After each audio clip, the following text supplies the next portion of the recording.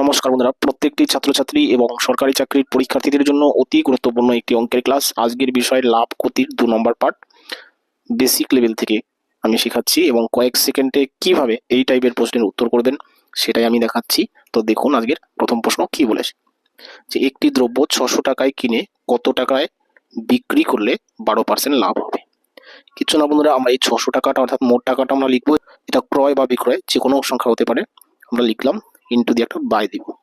এবার 12% লাভের মানে হচ্ছে 100 টাকায় যদি কিনে থাকে তাহলে কি 112 টাকা বিক্রি করবে, তাহলে তার 12 টাকা লাভ হবে। এবার কথা হচ্ছে বাইয়ের উপরে কেন 112 লিখলাম, যেহেতু 112 টাকায় বিক্রি করবে আর এখানে বিক্রি মূল্য প্রশ্ন করেছে, অর্থাৎ যদি প্রশ্ন করে বিক্রি মূল্য কত তাহলেই আমরা উপরে বিক্রি মূল্যটা বসাবো, ঠিক আছে।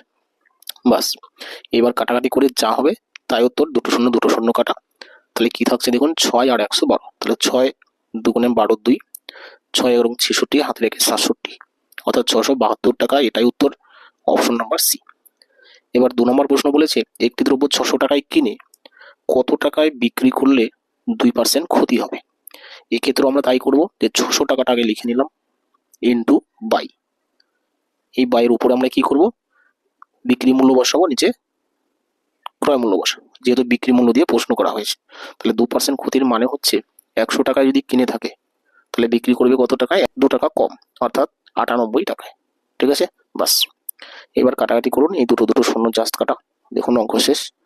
6 8 48 8, 6 9 54 আর হাতে ছিল 4 58, তাহলে কত হচ্ছে 588 টাকা, অপশন নাম্বার ডি দেখুন উত্তর হয়ে যাচ্ছে।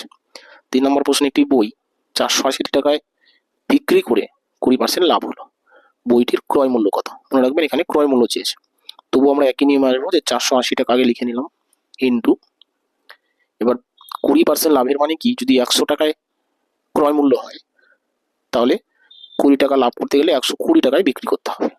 এক্ষেত্রে আমরা বিক্রি মূল্য আমরা কেন নিচে লিখলাম, কেন কি এখানে প্রশ্ন করেছে ক্রয় মূল্য কত, ক্রয় মূল্যটা আমরা উপরে লিখবো, 100 টাকায় ক্রয় করলে 120 টাকায় বিক্রি করবে, সেই 100টা আমরা উপরে লিখবো, ঠিক আছে, যেহেতু ক্রয় মূল্য প্রশ্ন করেছে। বাস, অঙ্ক শেষ, দেখুন শূন্য শূন্য কাটা, 4 12 48 হলো।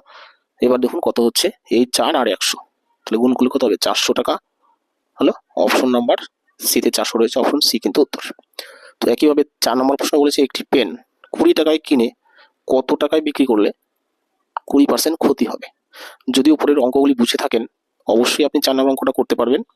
4 নম্বর অঙ্কটা করে কমেন্ট সেকশন আমাকে উত্তর জানান। আর ক্লাসটি যদি ভালো লেগে থাকে অবশ্যই লাইক কমেন্ট শেয়ার করবেন। নতুন যারা এসেছেন তারা অবশ্যই চ্যানেলটি সাবস্ক্রাইব করবেন এরকম মজার ক্লাস পেতে, মজার ট্রিক্স পেতে। রাখছি তাহলে, থ্যাংক ইউ।